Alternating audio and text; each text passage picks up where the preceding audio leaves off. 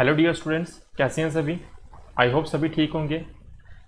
जैसे कि मैंने बताया है आपको, लास्ट टाइम में मैंने आपकी एक वीडियो बनाई थी आपके लिए जेके बोर्ड से रिलेटेड। इसका सिलेबस आपको पता है क्या कर दिया गया है, रिड्यूस कर दिया गया है, जिसके अंदर आपको क्या करना है, 70% ऑफ द सिलेबस को अटैम्प्ट करना है for which class, 10th, 11th and 12th class के लिए। अगर अभी तक आपने ये वीडियो नहीं देखी है तो यहाँ पे आई बटन बन रहा होगा, यहाँ पे क्लिक करके आप वो वीडियो देख सकते हो। Fine, okay. आज की ये वीडियो जो बना रहा हूँ, काफ़ी सारे स्टूडेंट्स ने इस वीडियो के ऊपर कमेंट किया था, मुझे बोला था, जैसे कि मैंने उस वीडियो में आपको बोला था कि मैं आपके लिए एक वीडियो लेकर आऊँगा जिसके अंदर बताऊँगा कि आप इस बार जिस तरह से सिलेबस रिड्यूस किया गया है, तो इस बार हम क्या कर सकते हैं, 100% स्कोर कर सकते हैं। कोई भी एक एवरेज स्टूडेंट कैसे 100% स्कोर कर सकता है, उसको 100% टारगेट करके और 100% स्कोर भी कर सकता है, उससे रिलेटेड आज ये वीडियो है। ठीक है, पहली बात मैं आपको क्लियर कर दूं। पहली बात ये है कि एवरेज, वीक या इंटेलिजेंट, इन तीनों नाम का हम है ना कैटेगराइज कर देते हैं तीन कैटेगरी में स्टूडेंट्स को, weak students, average students and intelligent students. पहले ही मैं आपको बता दूं, ऐसा कुछ भी नहीं होता है। ये सिर्फ डिसाइड होता है कि आप कितनी मेहनत करते हो। ठीक, जैसे कि ये जो इंटेलिजेंट स्टूडेंट है, ये क्या किया, इसने बचपन से ही बहुत सारी रिविजन्स की होती हैं हर चीज़ की। अब इसका क्या हो चुका होता है, माइंड डेवलप हो चुका होता है जल्दी चीज़ों को अपने माइंड में रखने का। लेकिन जो एवरेज स्टूडेंट है, इसने इतना अपने माइंड को शार्प नहीं किया होता और इसने उससे भी कम शार्प किया होता है। तो इस चीज़ को भी आप इम्प्रूव कर सकते हो। अगर आपको इससे रिलेटेड भी वीडियो चाहिए होगी कि हम किस तरह से स्टडीज़ में अपना इंटरेस्ट बनाएं या अपनी कंसंट्रेशन कैसे इम्प्रूव करें। आपके साथ ऐसा होता होगा ना, आप पढ़ने बैठे हो लेकिन आप 2 घंटे अपने घर वालों को दिखाने के लिए पढ़ने बैठे, लेकिन 1.5 घंटा तो आप और ही दुनिया में चले जाते हो। तो ये ऐसा क्यों होता है, ये आपकी कंसंट्रेशन की प्रॉब्लम है। तो किस तरह से आपने स्टडी करनी है, उससे रिलेटेड भी आपको अगर वीडियो चाहिए होगी, मैं उसके ऊपर भी वीडियो लेकर आ सकता हूँ। ठीक है, वो डिपेंड करेगा आपके कमेंट्स के ऊपर, आप वीडियो को कितना लाइक करते हो और कितना शेयर करते हो। तो उससे पहले आपको चैनल को सब्सक्राइब कर लेना है। आपको चैनल का नाम पता ही है, टेक्निकल मंडोत्रा जी। अगर आप ये वीडियो ऑफलाइन देख रहे हो तो आप क्या करोगे, इस नाम से सर्च करोगे, मंडोत्रा का स्पेलिंग चेक कर लो, MANDOTRAJI, Mandotra ji. Fine, okay. तो ज़्यादा टाइम वेस्ट ना करते हुए हम आज का टॉपिक शुरू करते हैं। ठीक, तो जैसे कि मैंने आपको बताया है कि आप 100% स्कोर कर सकते हो इस बार, किस तरह से, तो चलिए देखते हैं। तो ये इस चीज़ को मैं जो समझाने वाला हूँ, एंटायर मेरी स्टूडेंट लाइफ जो रही है प्लस एज ए टीचिंग यानी कि टीचर, इन दोनों के कम्बिनेशन से जो मैंने ऑब्जर्वेशन की है, उसके हिसाब से मैं जो एवरेज स्टूडेंट्स जो होते हैं वो किस तरह से पढ़ते हैं, उनके साथ क्या होता है, पहले उसको एक बार देख लेते हैं। देखो, मैं आज की इस वीडियो में सिर्फ मैं आपको क्या करने वाला हूँ, प्रैक्टिकल सब्जेक्ट, आपका कौन सा सब्जेक्ट, प्रैक्टिकल जो सब्जेक्ट है उसके ऊपर बात करने वाला हूँ। ठीक है, प्रैक्टिकल जो सब्जेक्ट है उसके ऊपर बात करने वाला हूँ, उसको कैसे टारगेट करते हैं।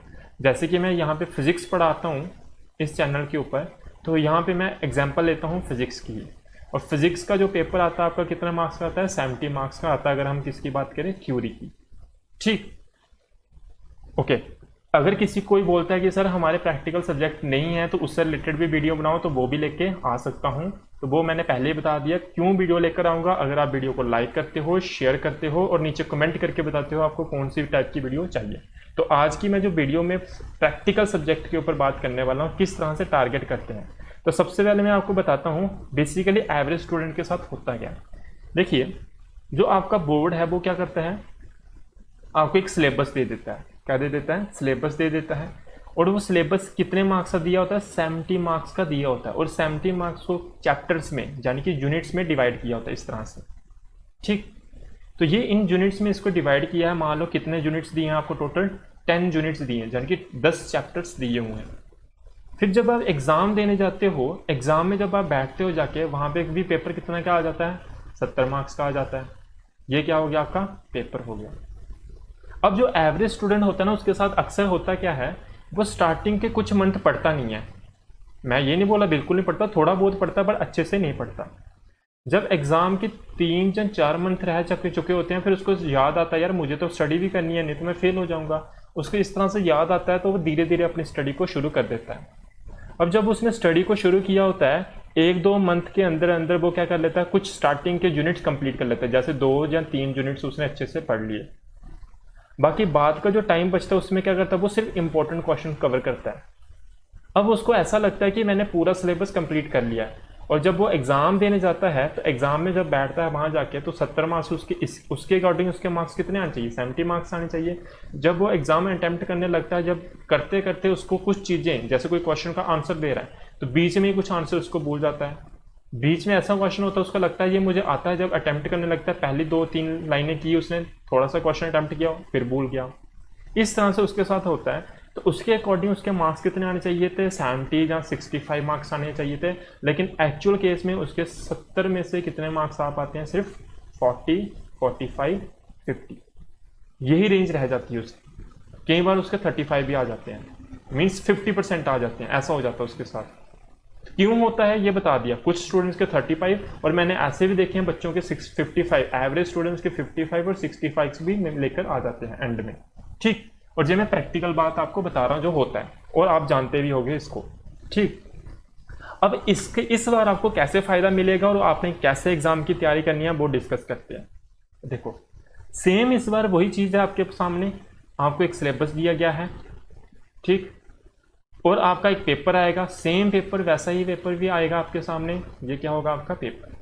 सिलेबस जो है वो कितने मार्क्स का दिया हुआ है, फिर से 70 मार्क्स का दिया हुआ है। पेपर भी कितने मार्क्स का आने वाला है, 70 मार्क्स का आने वाला है। लेकिन इंटरेस्टिंग बात यहाँ पे वो सीखने वाली है, वो बताने वाला हूँ मैं। फिर से जो सिलेबस है इसके अंदर कितने चैप्टर्स हैं, 10 चैप्टर्स ही हैं, ठीक है। एग्जाम्पल समझ आ रही होगी आपको, 10 चैप्टर्स ही है इसके अंदर, और पेपर भी कितने मार्क्स का दिया हुआ जी, सिलेबस आपको 70 मार्क्स का, और पेपर भी कितने मार्क्स का आने वाला है, 70 मार्क्स का आने वाला है। अब होगा क्या, अब आपने इस बार देखो, आप बोलोगे सर आपने पूरा सिलेबस का कवर करने को बोल दिया, ऐसा नहीं है। मैं आगे बताऊंगा किस तरह से अपने सिलेबस थोड़ा पढ़ के ज्यादा मार्क्स लाने हैं।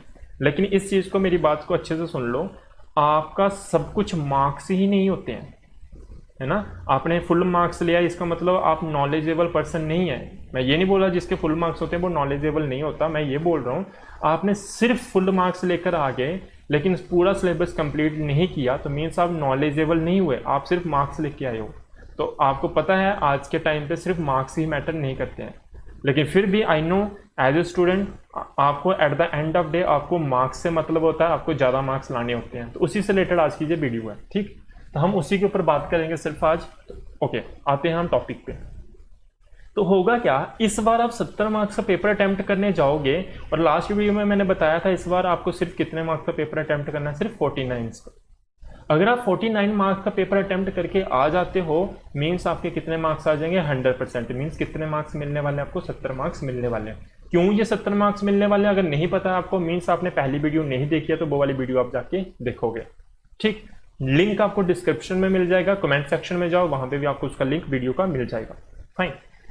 तो मैंने क्या बताया, आप 70 मार्क्स का पेपर अटेम्प्ट करने में, जो एवरेज स्टूडेंट होता है 70 मार्क्स का उसने पेपर की तैयारी करता है, लेकिन उसके मार्क्स कितने रह जाते हैं, 40, 45, 50, 55, इस तरह से उसके मार्क्स रह जाते हैं। तो सेम कंडीशन इस बार है, लेकिन इस बार उसको ये फायदा मिलने वाला है, वो सिर्फ 49 मार्क्स अगर अटेम्प्ट कर लेता है उसके 70 मार्क्स आ जाएंगे। अब ये इस बार एग्जाम, लेकिन आपको, मुझे पता है आप सब कुछ नहीं पढ़ पा रहे हैं, एज ए गाइडेंस नहीं मिल पा रही आपको टीचर की, तो किस तरह से इस बार आपने स्टडी प्लान बनाना है। तो मैं इस पेज पे फिर से आता हूं, अब मैं आपको बताता हूं आपने किस तरह से स्टडी प्लान बनाना है। देखिए, जैसे मैं फिजिक्स की ही बात कर लूं, जैसे 10 आपके यूनिट है, टोटल चैप्टर कितने आपके 10 हैं।